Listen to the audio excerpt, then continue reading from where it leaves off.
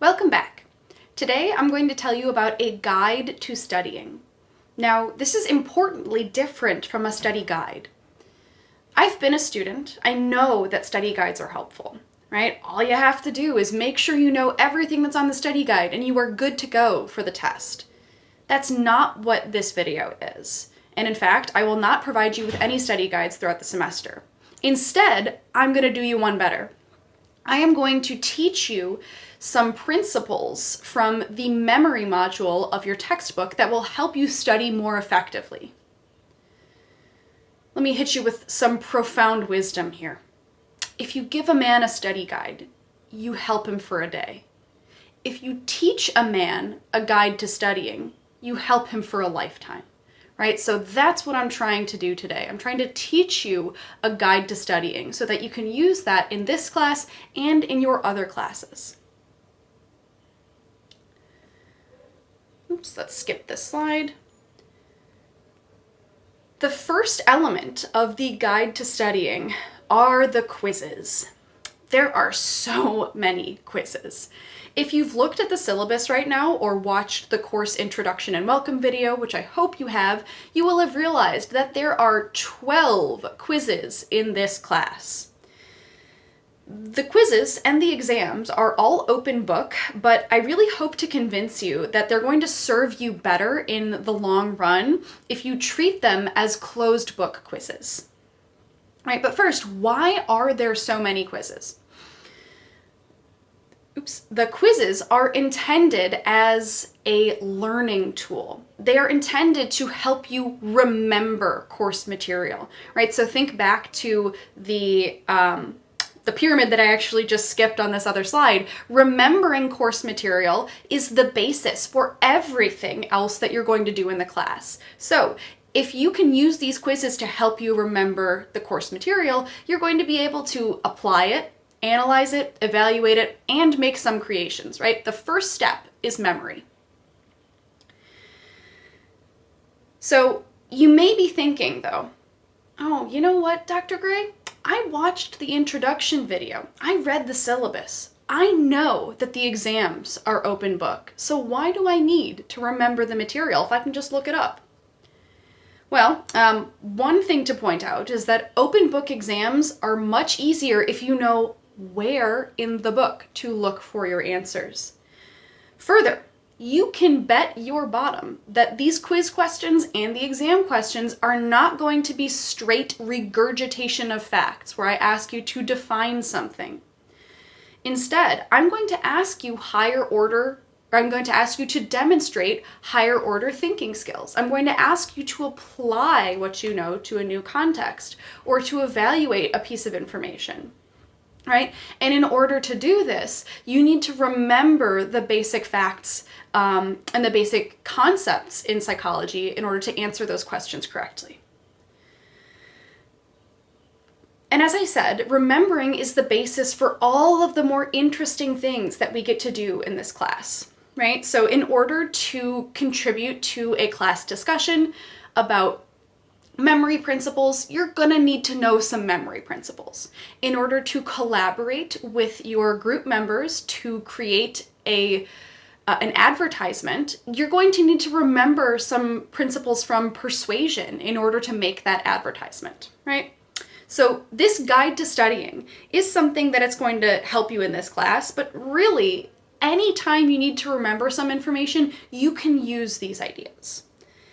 So to get the most out of this course, you should do what I tell you to do. You should take the quizzes, but you should also do them in the way that I recommend you do them. So you should try to take them as if they are closed book quizzes.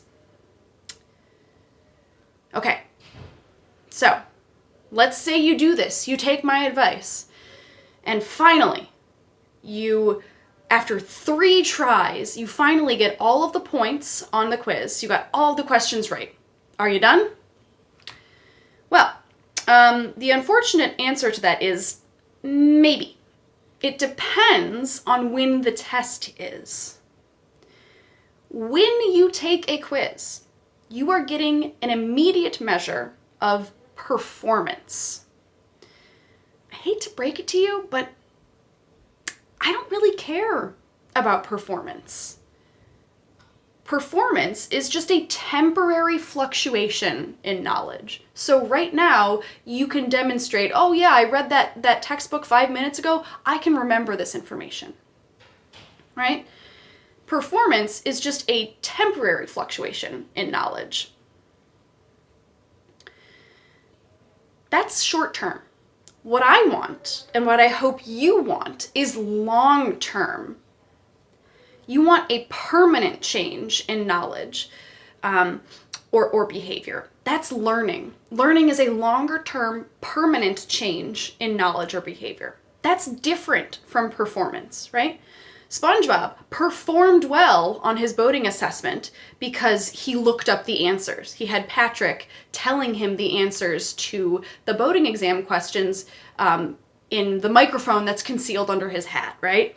But we can't really say that he's learned how to drive. If you take the microphone out, to continue this tortured analogy, if I take away your textbook, are you actually going to have learned that information? Can you get by without it? Right? So if you just finished the quiz and your test, your exam is in 5 minutes, you're in great shape. You're going to be just golden, right? But if the test is tomorrow, you're in less good shape. If the test is next week, you're in even less good shape. If the test is at the end of the semester in a cumulative final exam like you have in this course, right? Those 3 tries that you took back to back to back in week 2, that's not going to serve you in the long term. So, how do you get the most out of quizzes? Number 1, practice retrieving the information on the quiz. Do not just look up the answers, right? When you see that multiple choice question, try to practice remembering what the answer is. Second, after you complete the quiz for a grade, so after you get a perfect score on the quiz each week, which you can do because you can retake them unlimited number of times, use the spacing effect.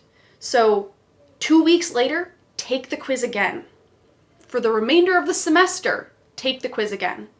There are 2 principles of human memory at work here. The first one is called retrieval practice. Practicing retrieving information automatically strengthens a memory in your mind. And also, we see the spacing effect here. If you space out the repetitions of that practice, that makes your memory last even longer, and it makes it even more effective. So there is literally 100 years of psychology research to show that these 2 principles of human memory are effective.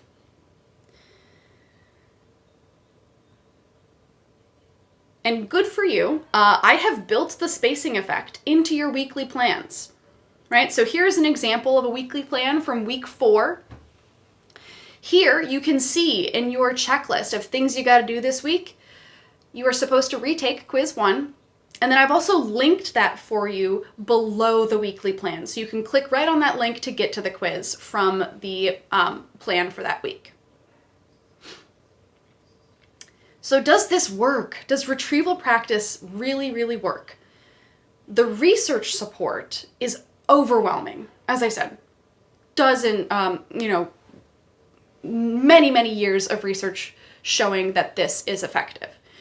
But if that doesn't convince you, maybe you're like, okay, that's great, Dr. Gray, but those are research studies. What about my life? What about the life of students?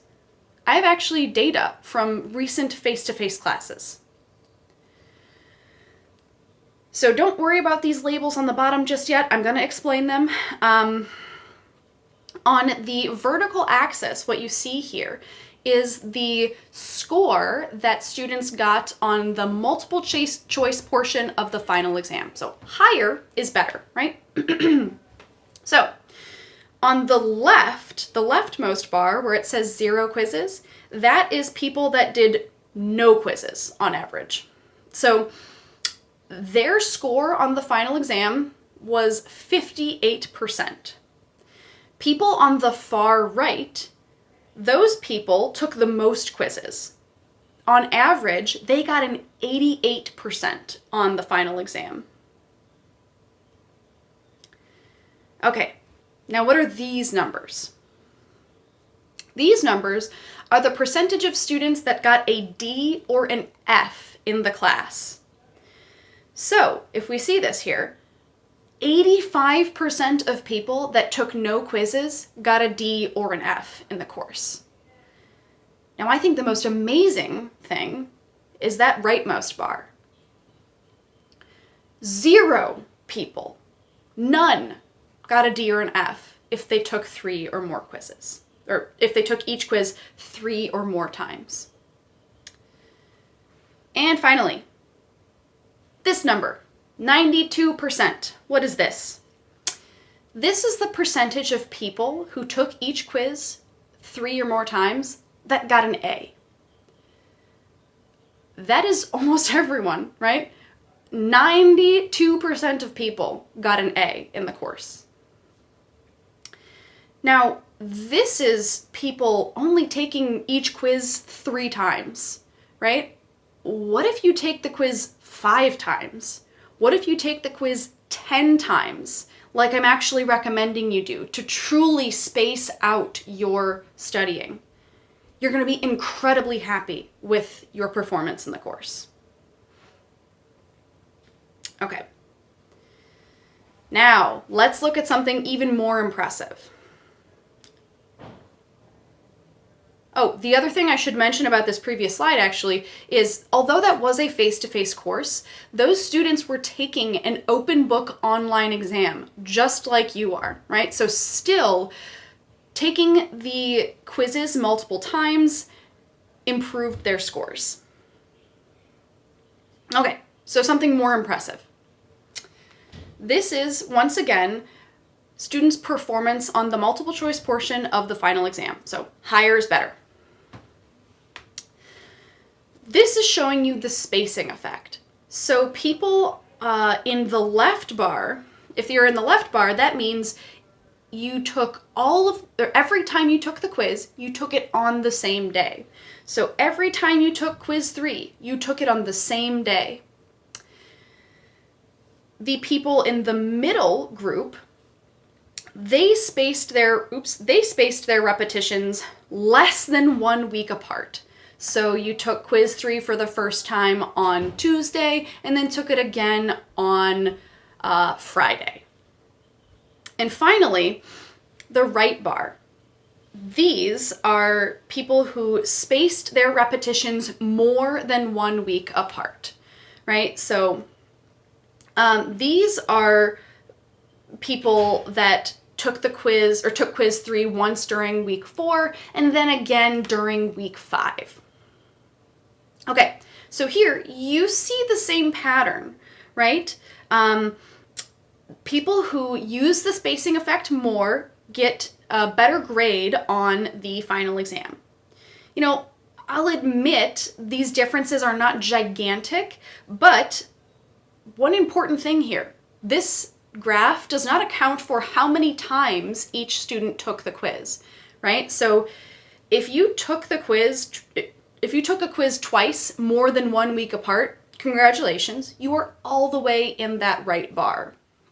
But as we saw on the last slide, the people that performed the best in the course took each quiz 3 times or more, right? So this is not really, I'm not able to show you that level of granularity in the data, but I'm still encouraged by the effect that we see here. Okay. So now I need to talk about the limitations of quizzes. First, the benefit is specifically for practiced material. However, the benefit is also for closely related material. So if you take quiz 1 and you answer a question on elaborative verbal rehearsal, you're going to remember maintenance rehearsal a little bit better as well, because those two concepts are very closely related. Unfortunately, the untested material is often remembered worse. However, there is a fix for this, and the fix is do your own retrieval practice. Use flashcards, Quizlets, and elaborate on quiz questions yourself. I'm going to demonstrate a strategy to do this in a later lecture video. All right, so here it is. I want to give you the entire guide to studying. First, take frequent pauses while reading and reflect. These pauses are not intended to be super long, right? Don't stop, get yourself a cup of coffee, walk your dog, call your grandma. Read a couple paragraphs and just take a brief pause. Try to generate real-life examples. Try to rephrase material in your own words. This is called elaborative verbal rehearsal. You'll read about this soon in the memory module.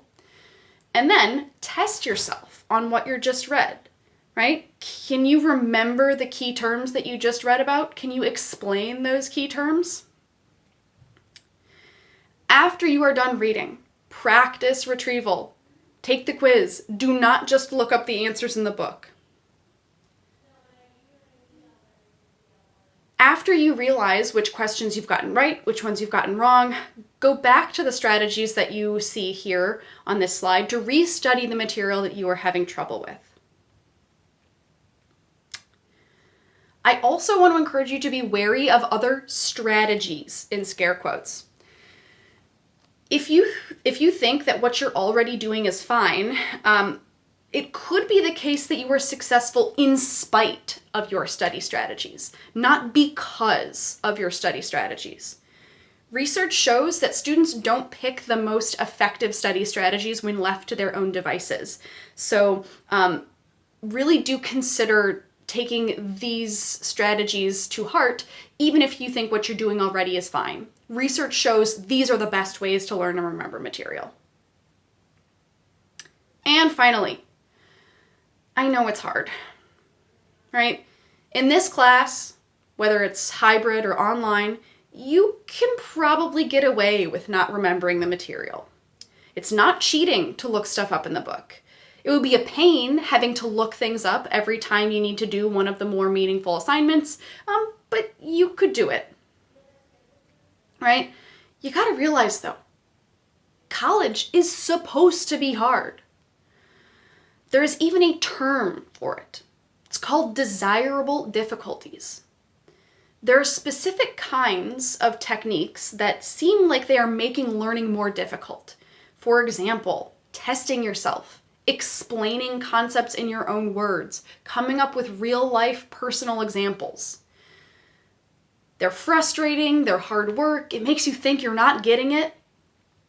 But research shows that when you are struggling, that is exactly when you are learning. Of course, some difficulties are unhelpful. Trying to study while someone is screaming at you, trying to study in the dark. These are not desirable difficulties. But if you use the desirable difficulties that I've taught you, it will improve your memory. The other thing to mention here is that college has changed in recent years. If your parents went to college, they went to college at a time where it was basically good enough to just go and get a degree to guarantee yourself a better job and a better future. That is not the case anymore. You need to actually learn some skills in college in order to transfer those skills to a context outside of college and make yourself more marketable. So the thinking skills from Bloom's taxonomy and the study skills that I'm teaching you here, these are excellent choices of transferable skills that will be useful outside this classroom. All right, thank you so much for watching, and I hope you have a great rest of your day.